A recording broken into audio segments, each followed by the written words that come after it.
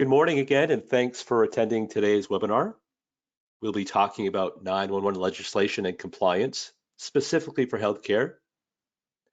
As always, thanks for attending. If this is your first time, hopefully you'll have some great content today. And if you're a regular attendee of these events, again, thank you so much, and I welcome your attendance. Before we get started, you will see we have a three-part series. So today's first webinar, and just note the dates for the upcoming events. We'll be focusing a lot on legislation today, and as we get through the process, we'll dive into details more and more and help you sort of navigate this process. As we do move forward, Fletch, if you don't mind advancing, note two, we'll have the ability for you to ask questions in chat. So if you want to do so, just enter those in. And if we don't get to answer those today, just know that those are recorded and we will get back to you. So today's agenda, we'll have introductions here shortly. I'm Joe Paquette, Northeast Director for New Era. And one of my roles here is to provide this education and content to our customers. We'll have Fletch and Jake in a moment introduce themselves. As mentioned before, we're going to review Kerrys Law and BAUM's Act and really talk about what it means for your organization. What are the use cases? What are some of the common challenges we see out there? What are the myths? What's really happening? So we'll talk about that. We'll talk a little bit about what we're seeing today from clients and some data that we'll share. And again, hopefully some questions and answers. So once again, Joe Paquette, and I'll let Mark and Jake introduce themselves here in a moment. Just so you know, I always do this to Mark. Mark is, he's listed as the inventor for 14 US patents covering next generation 911, and is the author of Kerrys Law, and has had a major influence on BAUM. So we are very excited to have him on this webinar, and I think you'll see his passion come through very strongly here. So Mark and Jake, do you mind just introducing yourselves? Yeah, thanks very much, Joe, and thanks for you and New Era for bringing this important webinar series into the different verticals that we're going to be addressing. So again, I'm Mark Fletcher. Please call me Fletch. I'm a certified NENA emergency number professional, and I'm currently the Vice President of Public Safety Solutions at 911 Inform, where I think we've got probably one of the more innovative solutions on the market today. And joining me is Jake Damphouse, who's our channel manager. Jake. Thank you, Fletch, and thank you, Joe. Yeah, as they said, Jake Damphouse, channel manager, been working with Joe and the New Era team to kind of formulate these webinars and bring some awareness to what the legislation is coming down the line. So, Joe? So most of the folks on this call are current New Era clients, so I won't spend too much time here, but I do want to demonstrate our capabilities across the organization. So 40 offices worldwide, approaching over 1,600 employees. And Fletch, if you don't mind just forwarding to the graphic on the next page. Today we're focusing on really the security and collaboration piece.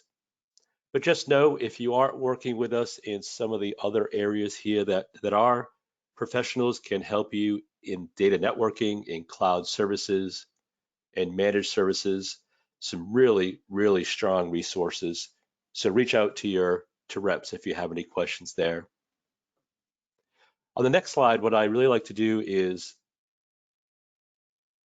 introduce some of the data that comes from you folks for these webinars. So more than just sort of data out there from I guess the industry, here's your responses to today's webinar. So does your current 911 infrastructure notify relevant parties that an emergency call has been made via a provided PBX phone?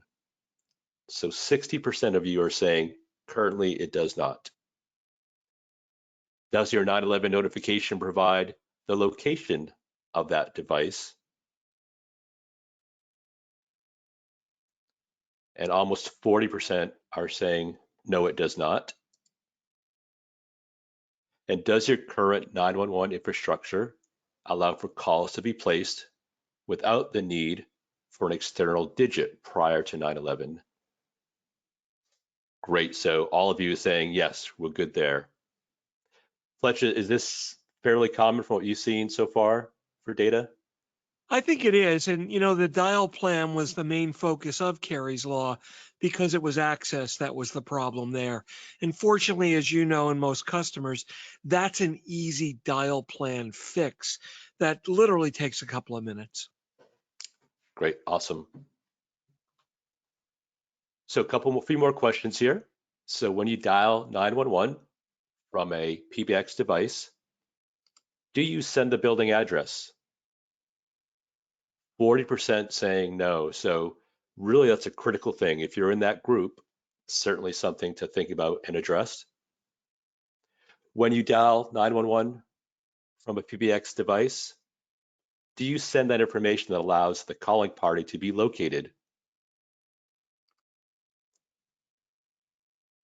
Clearly, 70% are saying yes. So something today that we'll touch upon, something for your organization to maybe address. And we'll talk about that at the end, how we can perhaps help with that with some compliance checklists.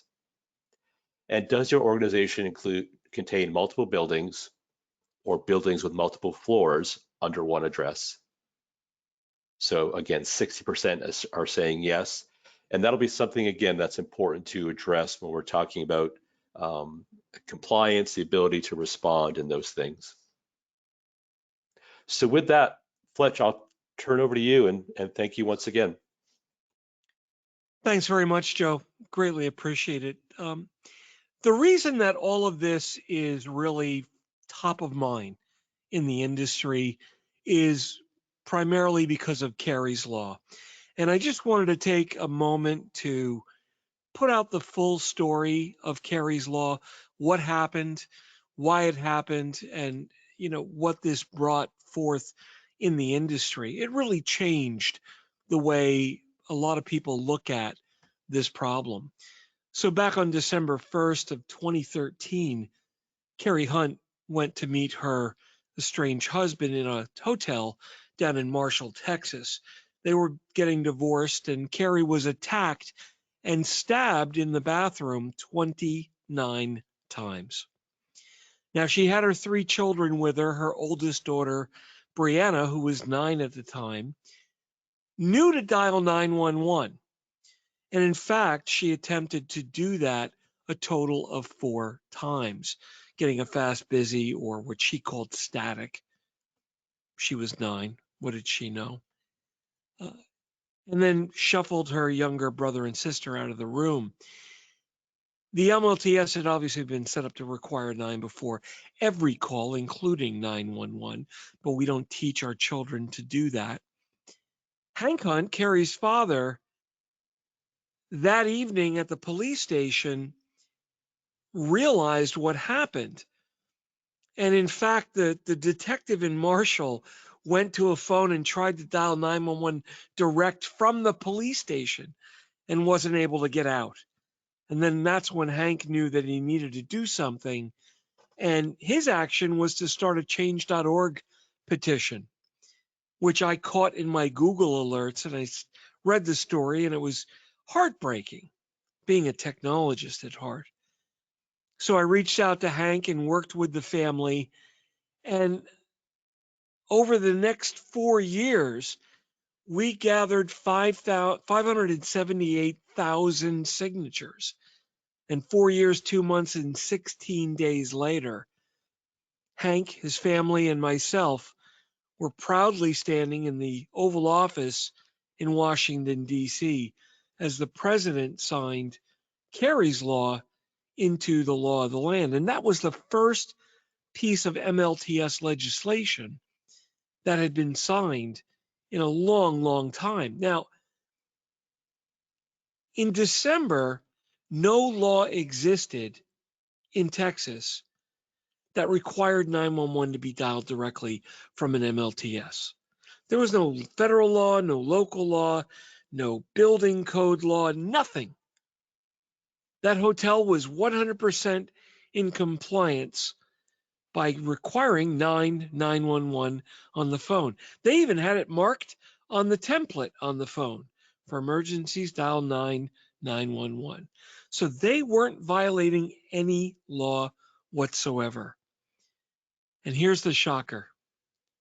The Hunt family took them to court on a wrongful death lawsuit and proved that they knew about the problem, proved that they ignored the problem, and the fact that the problem could be fixed, and in fact was a year later at no charge by the local vendor, prompted a jury to award that family $41 million in the wrongful death lawsuit. One of the questions I get asked all the time is, what's my exposure if I don't do this? What do I have to worry about if I violate the law? Nothing. Violating the law carries a federal penalty now. It's $10,000 and some monetary value per day, but you know what? That's nothing. It's the wrongful death lawsuit that's really going to get you, plus all the brand damage to your company. So what we've done is we've worked with people like New Era and customers and come up with a compliance checklist to determine what is really required. Every single building, it doesn't matter even if you're in the same industry or multiple buildings for the same company. Every single building is like a snowflake. You've got individual, unique capabilities that need to be examined. And that's why when we built the 911 Inform solution, we realized that one size may not fit all, but one solution, if it's flexible enough, can. So what's really important? Well, we've got the requirements of the law. Kerrys Law, effective on new and upgraded systems starting February 16th of last year. And that requires direct access to 911 without any access codes. Don't let anybody fool you. No 911 solution is going to fix that for you. That's PBX programming. If that's all you need to fix, you don't need a 911 solution outside. On-site notification, again, most systems on the market will provide some minimal mechanism of doing that. And unless you've got a complex environment, you don't need my product. You don't need anybody's product. And I'm happy to tell you that. That notification just needs to be to a device that's likely to be seen. Now, as you get more complex, as you get into multiple buildings, these tasks, although simple, become more complex, and you may need a solution. When we add in BAUM's Act, that brings in location discovery requirements. I have to deliver what's called a dispatchable location to the 911 center, also known as the PSAP, Public Safety Answer Point. And now the industry is using a new term, ECC, Emergency Communication Center. So you've got to deliver that dispatchable location to them. You also have a requirement to deliver that dispatchable location to on-site personnel so they understand where the emergency is taking place, can provide assistance, access, prepare, maybe even help ahead of time. Obviously, the more complex your environment, the more complex that becomes. BAUM actually is in two phases. The first phase going into effect on January 7th of this year. And here's where it gets a little bit complicated. You have to be compliant as of January 7th of this year, but the systems that it applies to goes back to that original Kerrys Law effective date of February 16th, 2020. So if you bought a new PBX or you did a major upgrade after February 16th, 2020, you have to be BAUM's Phase 1 compliant and Kerrys Law compliant right now. And that applies to wired telephone devices, analog, digital, voice over IP, any device. Phase 2, which goes into effect in January of 2022, says you have to apply that dispatchable location to wireless devices. So all of your SpectraLink phones, your Vocera badges, and any other laptop that's connected on Wi-Fi with a soft phone now has to report dispatchable location. That becomes problematic in the healthcare environment because healthcares typically slice their network up based on application. Radiology is high bandwidth, low latency requirements. Voice is off on a separate, what they call VLAN. And that VLAN may span the entire building. So it's difficult to know that I'm on this floor in this building. There are things that can be done, but the data network was never designed for geographical segmentation. It was designed for application segmentation. So healthcares are one of the industries where a lot of network work needs to be done. Now, fortunately, that's just work. That's time and labor. It's not hardware. It's not software necessarily. But it's a plan that's got to be done. And it's very, very different if you run the small, what I call doc in the box, a little medical center, or I've got a 20-floor hospital. The needs are different. The responses are different. And the information you send to public safety is very, very different.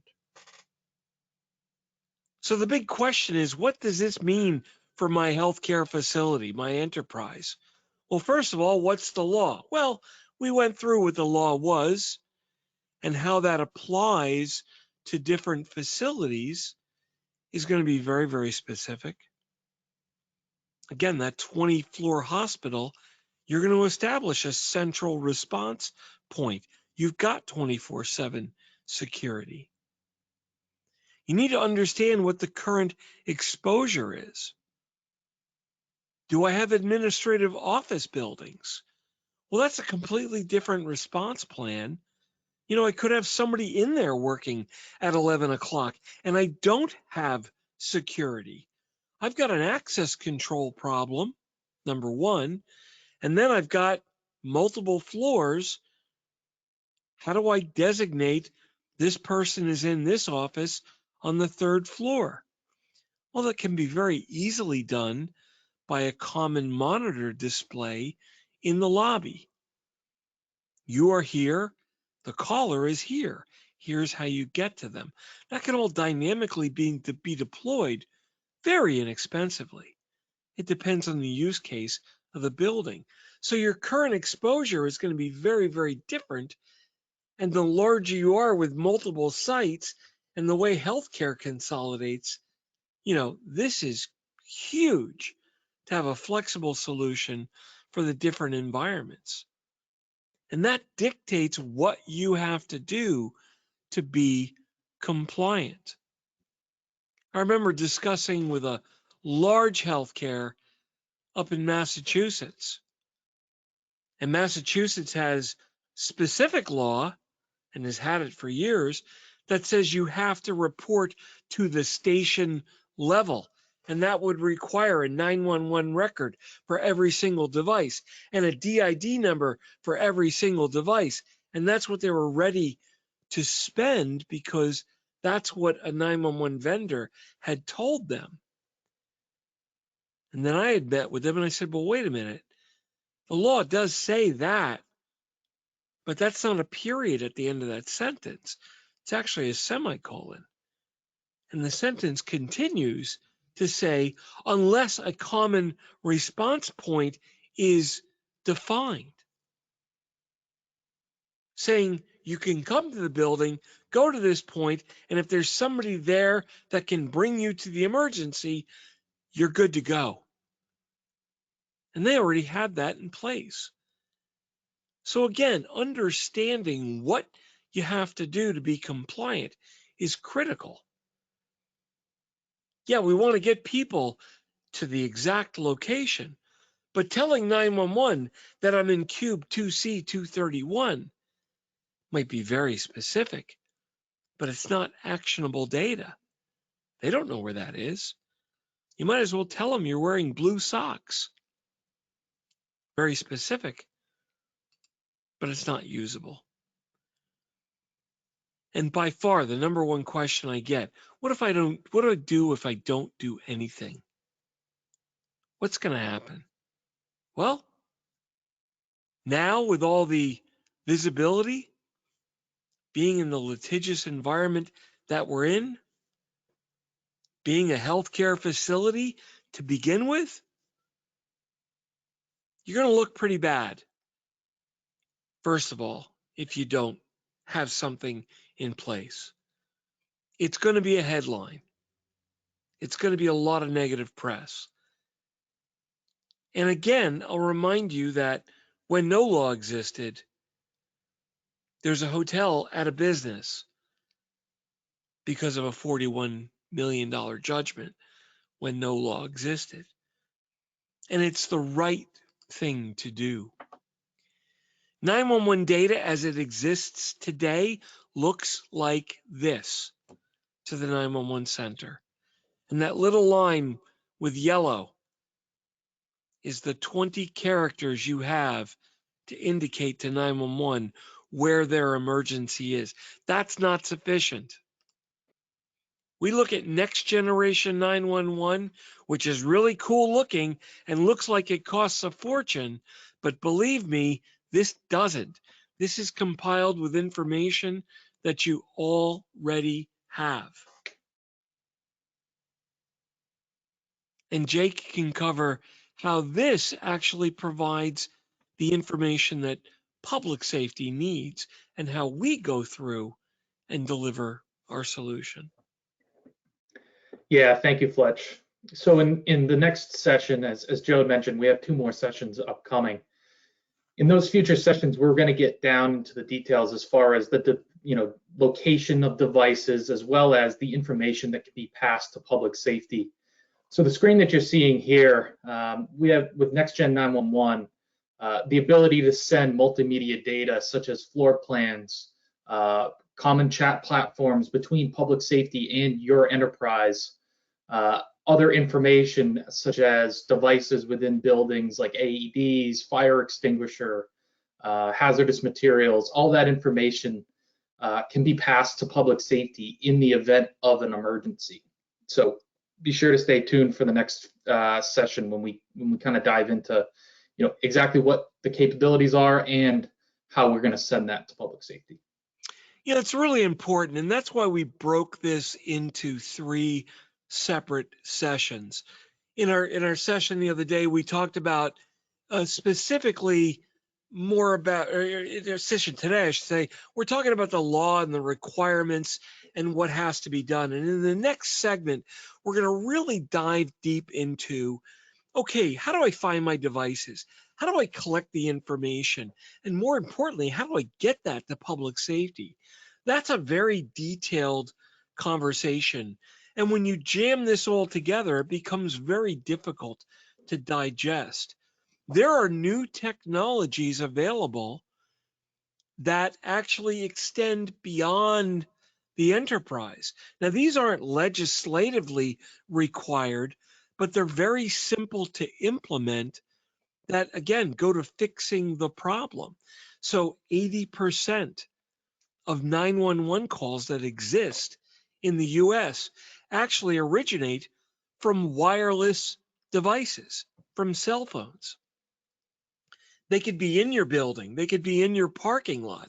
And as Jake will tell you, we've got many use cases where, especially in healthcare, understanding wireless from a parking lot could save someone's life.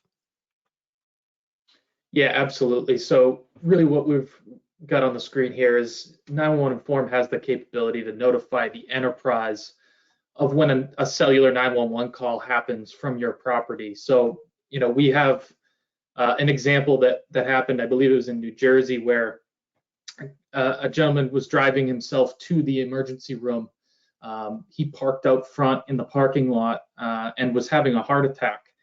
He called 911 from his cell phone, from his car, and it didn't, no one was notified within the hospital. And unfortunately, he passed away because there was no one internally that was aware of where the call was coming from, and they couldn't get that emergency response, some 25 feet from the front door. So just notification and awareness that, something is happening on your property, and that's a capability that we can pass along. And the cool part about that is this technology is this is a great example of unbelievably modern technology that's incredibly simple to consume. This capability actually exists because of the cell phone's inability to directly talk to 911 from a location perspective. And these stories have been in the news where they couldn't find people on cell phones. So a new technology exists in smartphones to correct that problem. And a company that you'll be hearing about called Rapid SOS actually enables that. They're a clearinghouse for that location data for all modern smart devices. So by drawing the geofence and defining my area of interest, we've got a connection with Rapid SOS. And if the pin drops inside my geofence, and that pin has got about 3 foot accuracy, 3 feet, that alert comes back to us, and we can now notify the enterprise and start that emergency response. That's huge. And again, this is all really about awareness of the problems. So Fletch, let's get into some myths and facts about 911 in general. So, 911 centers, they receive the exact location of the caller, correct? This is my favorite part because this is where I pop the balloon of what everybody really thinks and what's obvious or what's really happening. So 911 centers are actually very, very limited to the information that an enterprise can provide to the carrier. The PBX sends a telephone number on a phone call to 911. And just like United Airlines or anybody else you're calling with a call center, 911 gets the phone call, they get the caller ID, and then they do a database dip or a lookup into the carrier database. And they get back that text record I showed you a few slides ago. So on there, you've got 20 characters to designate the location of the call. So number one, every single telephone would have to have a DID phone number. Every single phone would have to have a 911 record. Every single phone would have to have current information in that record. And your PBX would have to send that individual phone number all the way to 911. In many cases, the main number is sent, and the 911 center is actually very blind to the location of that call, believe it or not.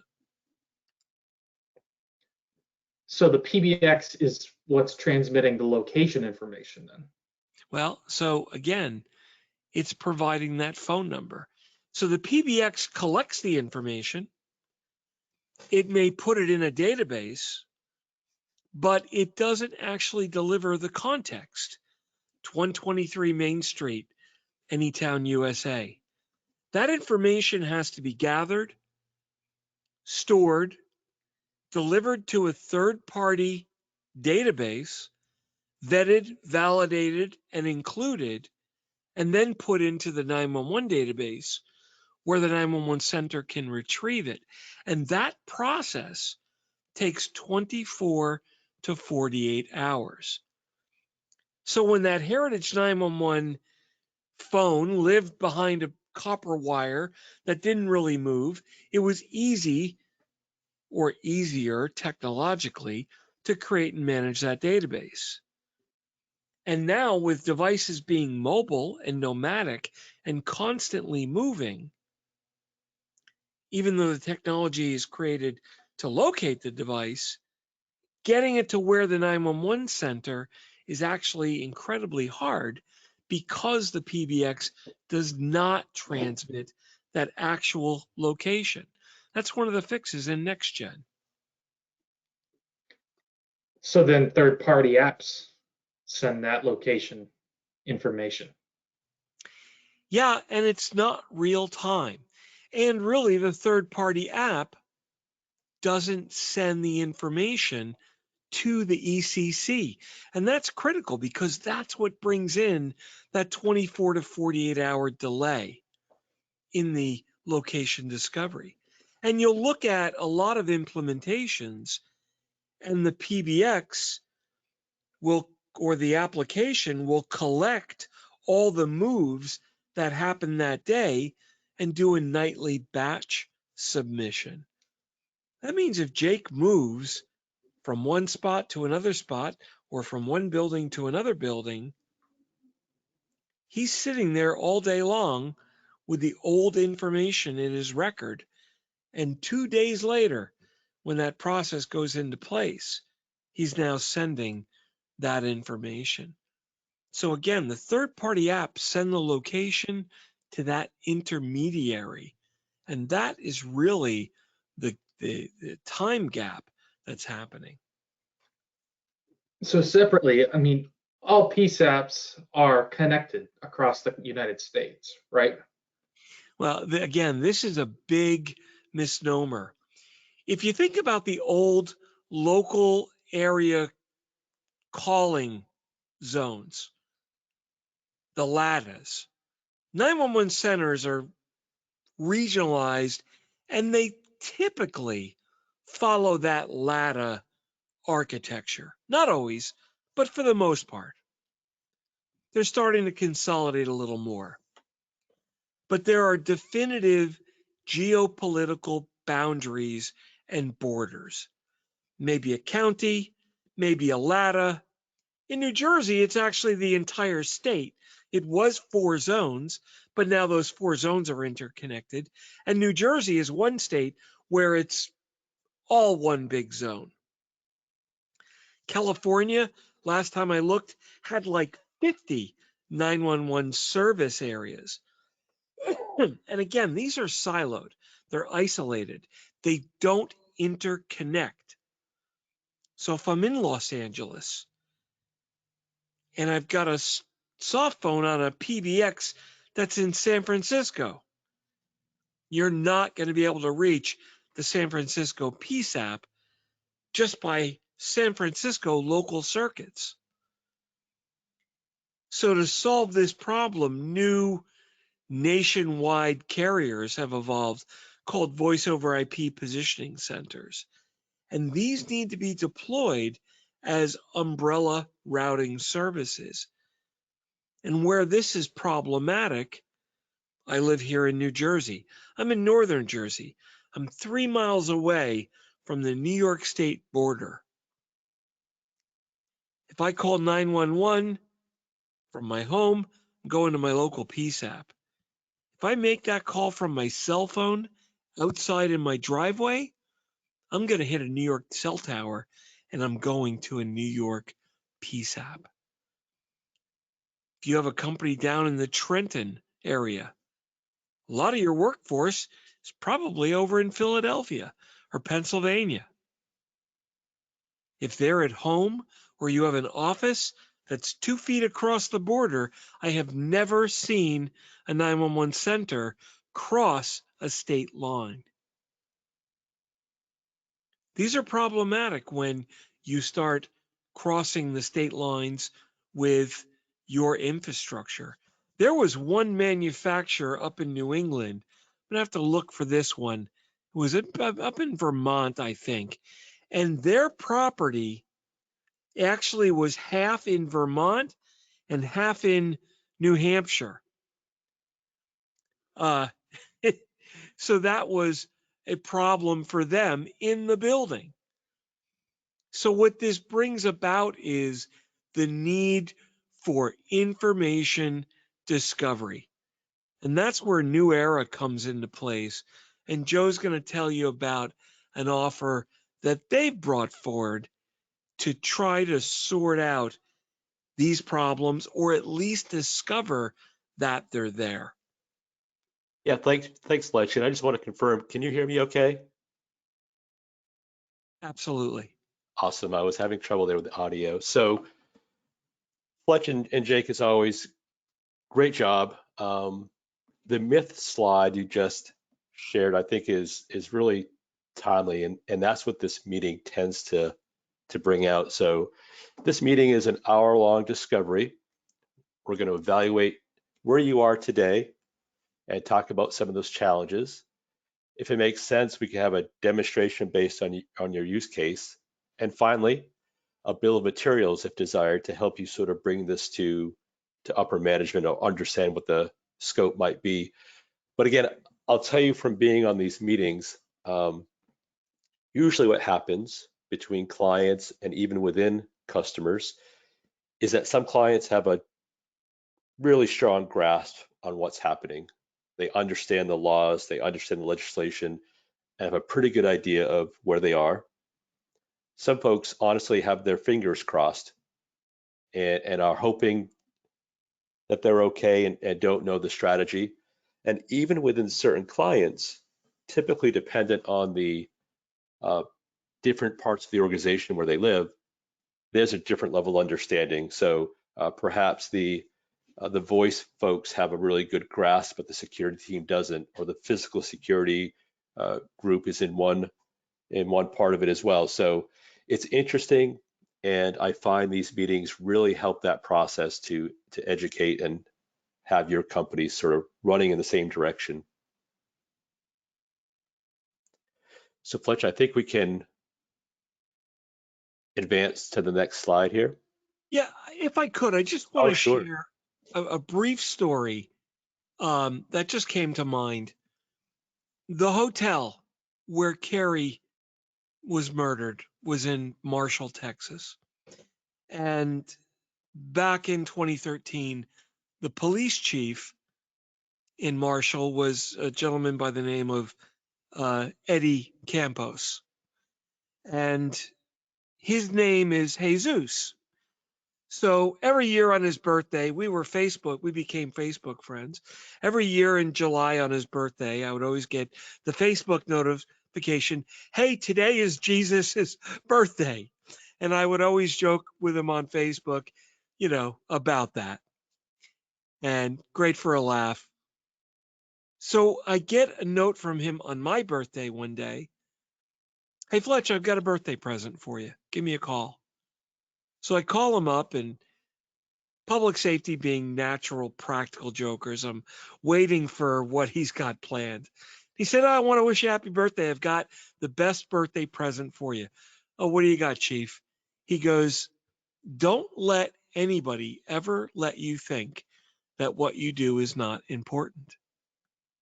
I said, what's up? He goes, you know the hotel where Kari was murdered, after a year of you and Hank and everybody nagging them, finally fixed their 911 problem about 4 months ago. Yeah, I remember that. He goes, well, 2 nights ago, we responded to a 911 call where someone was stabbed in the parking lot. They crawled into their room and they were able to dial 911 from their phone, not 911. We responded in 6 minutes. They're now in the hospital recovering. And that person would not be here today. And that's because of your advocacy, Hank Hunt's constant nagging, my constant nagging to fix a simple problem that didn't even cost them a service call. And I think back upon that, and, you know, that's why I really like to thank people like New Era that really took this to heart and not just said, hey, let's do a webinar about a cool topic that's top of mind today, but let's do this discovery program. Let's go out to our customers. Let's get involved and let's find the problems we can fix easily and make a horrible issue go away. And I just wanted to, again, thank everybody at New Era for taking this on. It's really something that's very important to me. So go ahead, Joe. Yeah, Fletch, thank you. Great story, and kudos to all the work you've done. And I said this before, I think it's pretty clear that your passion comes through on these. On that meeting, if you do want to take advantage of that on the post-webinar survey, just indicate that. There's also an opportunity on there if you'd like to receive a white paper slash sort of assessment compliance checklist of where you are today. Let us know and we can send that out to you. I mentioned the 2 other webinars coming up, so we will be taking a deeper dive on the next session. We'll be going into dispatchable location in great detail, and we'll talk about some of those components that Fletch and Jake mentioned as well. And I think, guys, as we wrap up on the next slide, I really want to thank you, Fletch and Jake, as well. We do these educational webinars often, and it's great when there's something that impacts our clients and something as important as this. So I truly appreciate your efforts on behalf of New Era. So thank you very much. And with that, guys, I'll ask if there's anything you want to add in closing. I just want to say that this is an important issue. You know, we're telecom people and we shouldn't have the responsibility whether somebody lives or dies. But communications is critical today. It's part of our lives. These are simple problems to fix. And this is really about awareness. So thank you to everybody that's showed up today. We're here to help. And if there's anything we can do, just let us know. Jake? Yeah, I echo the same praise for New Era that Fletch has given over the past few minutes. They've been great to work with. They clearly are very involved with this legislation, ensuring that their customer base is well covered. So I want to thank everyone else that has also attended. Really appreciate the time and look forward to seeing you on the next sessions. Great. Thank you guys again, and thanks for everyone for attending, and we will see you next time. Take care.